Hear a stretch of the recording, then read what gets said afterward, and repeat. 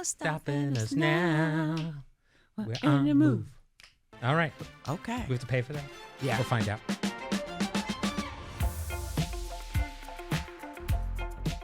Hello, Whoopi Goldberg.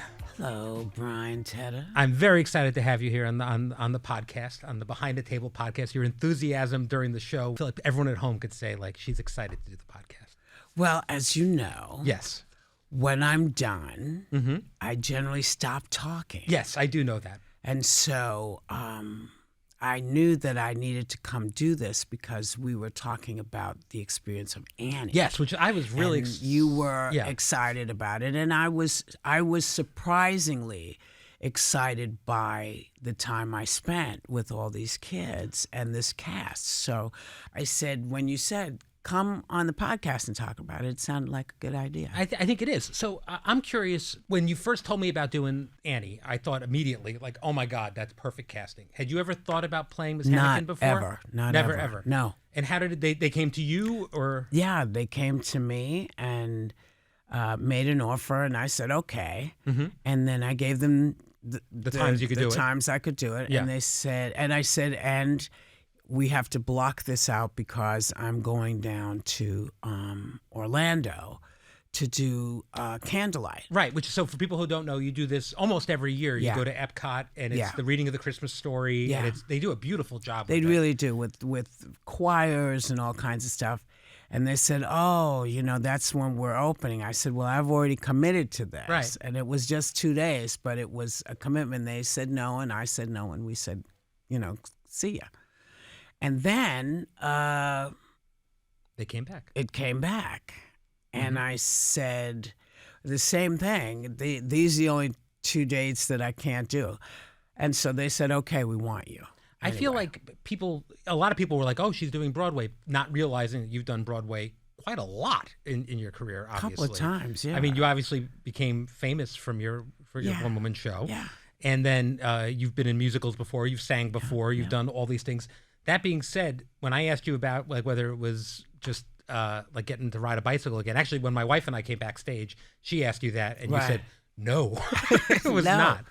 The bike had been beat up and run over and, smashed up, and it took me a little while. And also, I get chewed up quite often in our lives here at the show, and I just wasn't sure. See, I've always found, and again, it's easier for me on the outside of being Whoopi Goldberg, but there is a line in the world of, there's Whoopi who says things on The View that some people love and some people don't love, and then there's the other Whoopi. There's actress Whoopi, and everybody loves actress Whoopi, or most people love actress Most Whoopi. people, yeah. And so I wasn't worried about it. But let's talk about that, because I know you don't read reviews, and I'm just going to read a couple snippets here. This is just little things.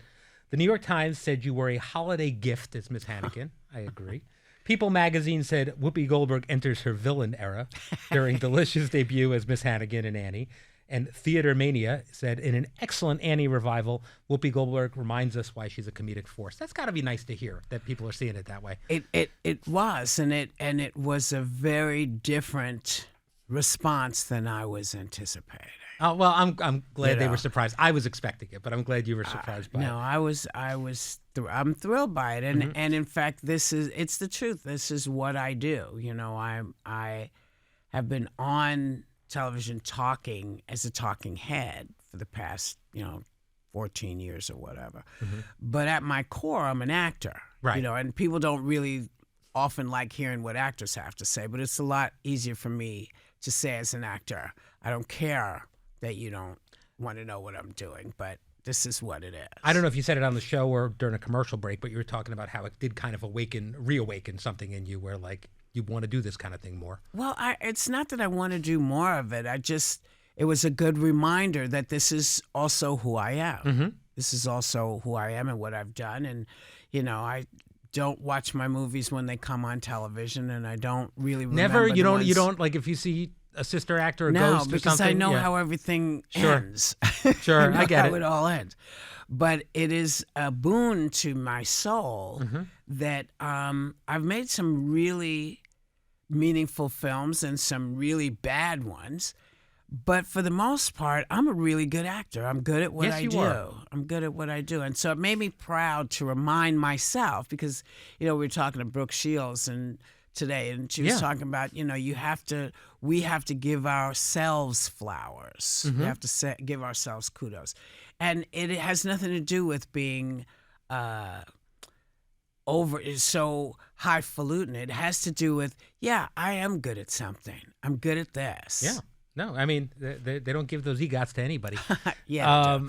And so so let's talk about Annie a little bit more. What was it like working with all the kids?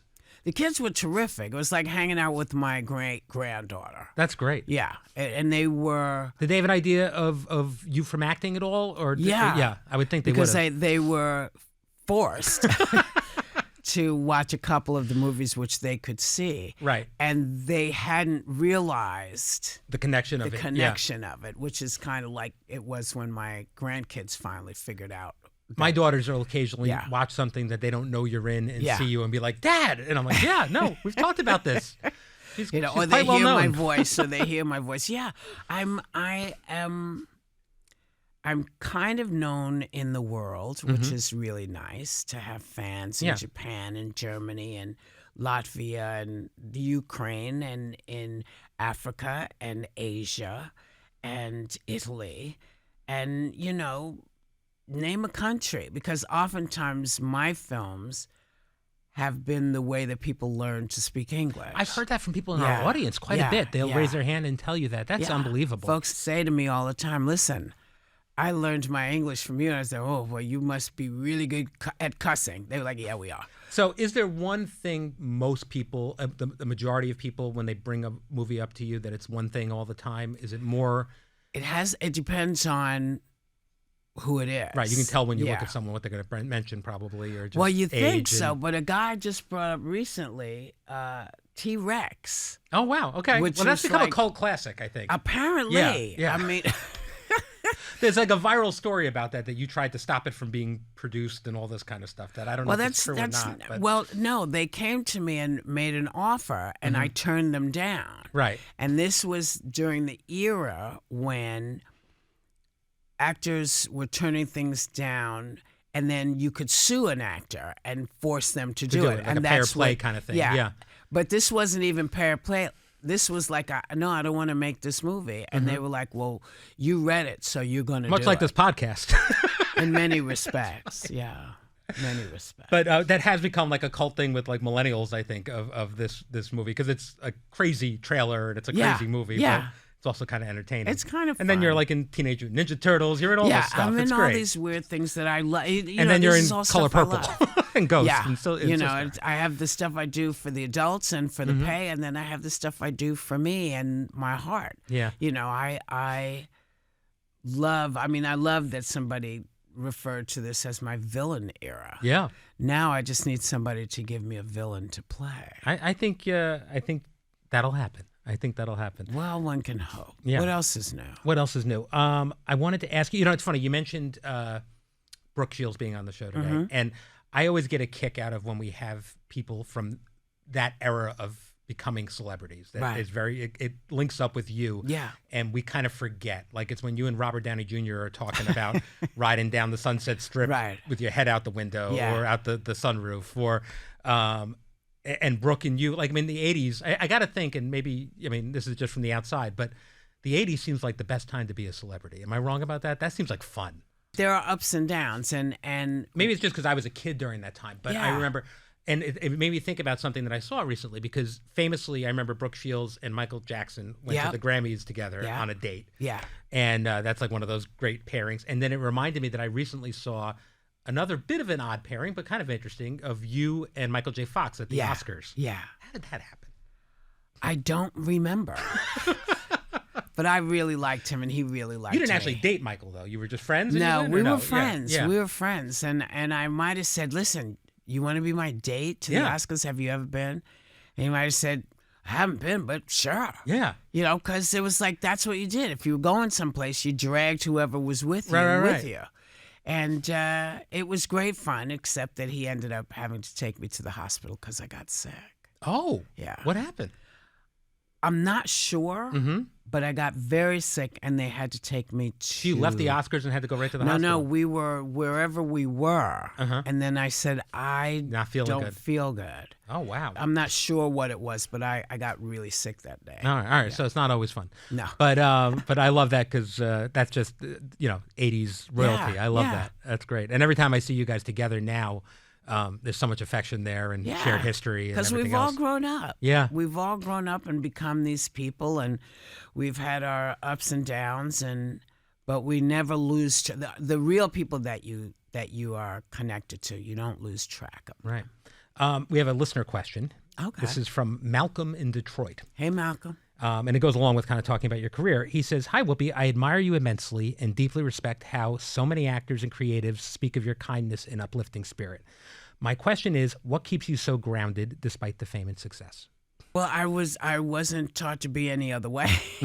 All the people that were my role models were what you see, the respect, and when I made Color Purple, one of the things that Steven said to me was, never disrespect the crew, because the crew has known and forgotten more things than you'll ever know, and always ask them, even before you ask the director, is this working? Ask the crew. They'll tell you the truth. The director has to sort of mold you, but the crew could be like, no, this is not funny. It's like, okay.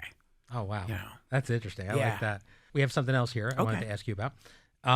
Something Pamela Anderson said on last Friday's show. You weren't on that show, but she's getting these rave reviews for her performance in The Last Showgirl. And she's talked a lot about how she felt underestimated for her entire career.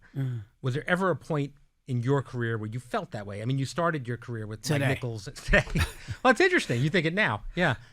The truth of the matter is no, but I will say this to her and to people who are doing as she has done. You first have to believe. Now, you thought that you were only a bathing suit and a pair of breasts and a behind. Right. That's how you saw yourself, but that's not how lots of other people saw you. Right. And people who have been waiting to see what else you had in your magic bag. And I love that it is happening for her now, because she actually is a very good actor. Well, I mean, I haven't seen it yet. Everyone's talking about it being phenomenal. I need to make some time. And she's always been a good actor, but I don't think she believed it. So she moved in a different direction. But it's fabulous to see, and the film is wonderful. That question we got for you made me think about this, because there are a lot of people that come on the show and pay respects to you. And what people at home don't know is you don't necessarily love that when it happens. You're respectful of what they're saying, but at the same time, you kind of get uncomfortable a little bit with it. Yeah, I do, because I'm on with women who have not had my experiences. Sure. And so it's always very sweet. It's always really good, and I appreciate it. Yeah. But it becomes uncomfortable. It becomes uncomfortable. Tell me afterwards. I say. Yeah. Letterman was the same way when I worked with him, especially when he was going off the air and everyone wanted to come on and tell him how they inspired him and everything else. And he just couldn't take it. It was the worst thing in the world for him. So I've never had that experience, but if people want to start telling me how wonderful I am. You inspire somebody. Folks. Somebody out there? Somewhere. Anybody? Raise a hand? Anybody raise a hand? No. Nobody. No. Call in. All right. So I asked Joy about the underestimated feeling about when she started in her career. And she talked about how when she first started out, people said she was too New York and that she was wouldn't work well on comedy stages and things like that. Did you ever get comments like that coming out about not being New York, but anything about you, that why you wouldn't work or anything like that? No, everybody told me I would work. Because you were just Because I was doing me. Yeah. But what they did say was not everybody's going to get it. Not everybody's going to understand what you can do. And lots of people will, be there to try to make you feel bad. And so what you have to remember is what we're telling you. And it's that you can do everything that you think you can do. I mean, you kind of did go from you became extraordinarily famous extraordinarily quickly. Yes. Right. I mean, do you remember a moment where you realized oh, wait a minute, people know who I am? Well, have you read my book? Yes. Okay. So you know that my friend Nan Leonard, who was my publicist, and I were walking down the street, and she stopped me and she said, "Look around. This is the last time you're going to be able to walk down the street anonymously." And I was like, "Come on, what are you talking about?" She said, "You'll see. You won't believe me, but you'll see." And literally, the next day, people yell my name. Truck drivers, they still yell my name, but they yell other stuff too. But it was taxi people. People know my name, knew me over the telephone when we had telephones, and operators knew my voice, and it was like, oh, this is what she means. Well, now this reminds me of my favorite story ever, where I was in your dressing room at our old building, and you got a phone call from somebody who called to complain about The View, and thought they had reached a receptionist, but somehow had called directly into your dressing room. Yeah. And you had a very long conversation with this person without ever telling them that you were Whoopi Goldberg, and it was the most hilarious thing I've ever seen. You spent 15 minutes talking to this person about their notes on the show. Because it was amazing. I wanted to hear what was bothering her, and what was bothering her really didn't have anything to do with us. No. It had to do with, didn't like somebody's attitude or something, and you can't really delegate that. You can only so I just figure I would listen. It's what I try to do with everybody. People accuse us of doing all kinds of stuff, and you can try to fight it and try to get people to hear and appreciate the truth. But you know what? We're in a cycle now where it doesn't matter what you say, and you just have to let people have their feelings. That's my new headset. You have your feelings. All you have to do, if you really want to know, there's a tape, because we tape every day. So if you heard me say something, then double check and see if I actually said it. These days, it's like, do what you want. Do what you want. I think it's a healthy way to look at it. I think it's the only way for me. You mentioned the book, and in it you wrote about your mom quite a bit. Obviously, that's the purpose of the book. But many people took notice of something you said on the show last week with James Longman from ABC News about mental health. Yeah. And that in the 50s and 60s, there was so much shame around it, and a lot of stigma is going away now. Why do you think that is? Why do I think the stigma is going away? Yeah. Why are people understanding it more?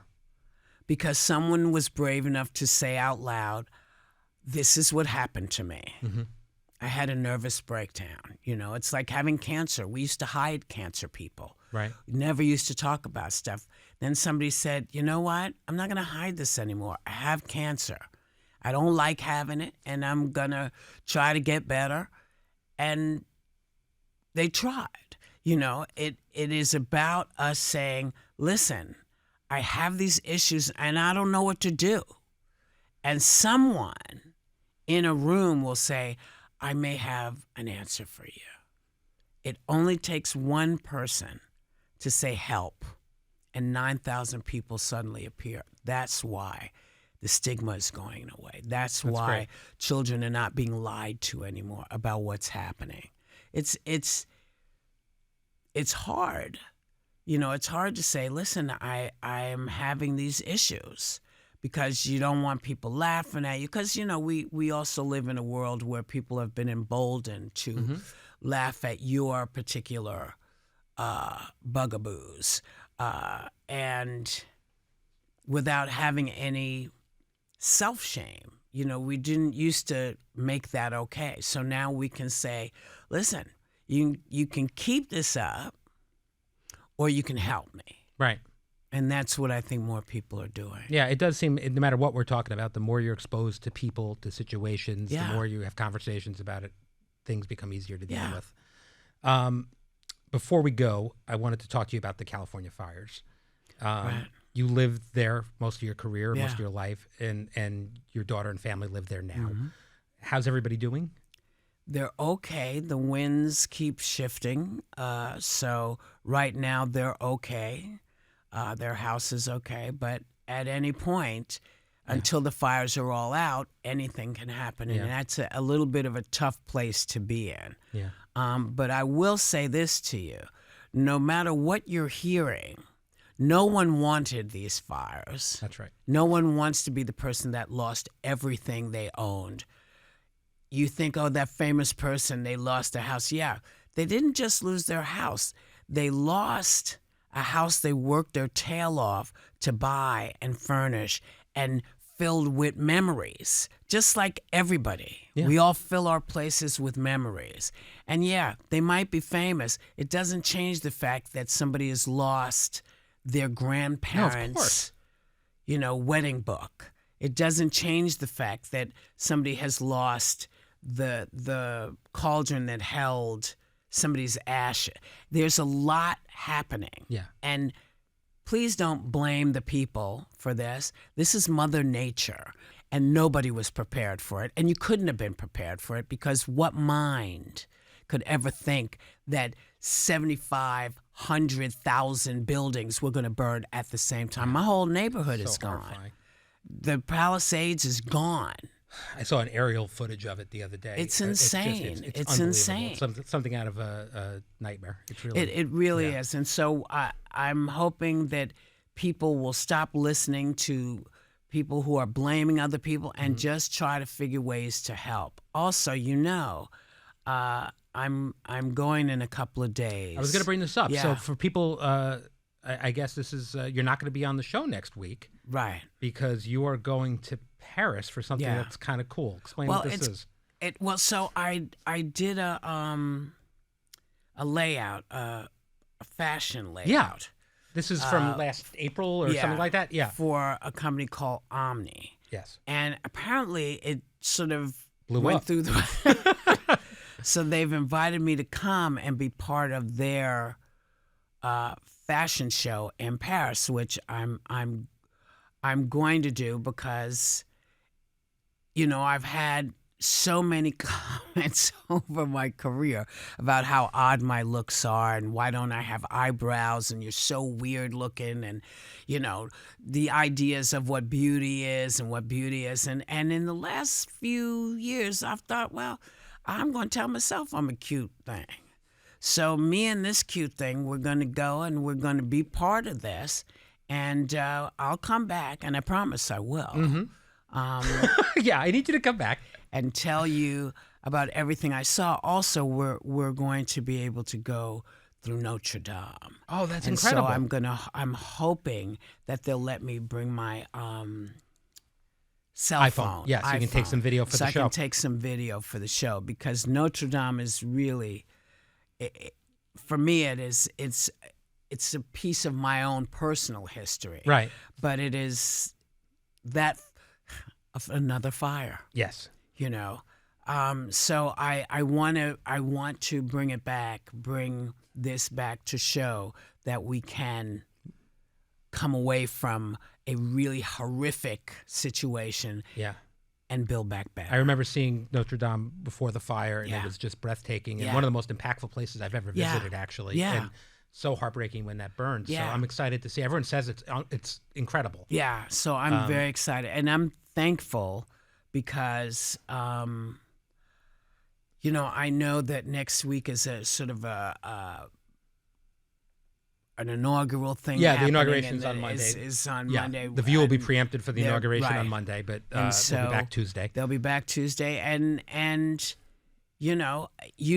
I feel. My feeling is very He'll still be simple. president when you come back. We'll talk about Well, it then. but it's very simple. Yeah. So you're not wondering. I have no idea what he's going to do as president, and won't know when I leave. Mm-hmm. And I won't know when I come back.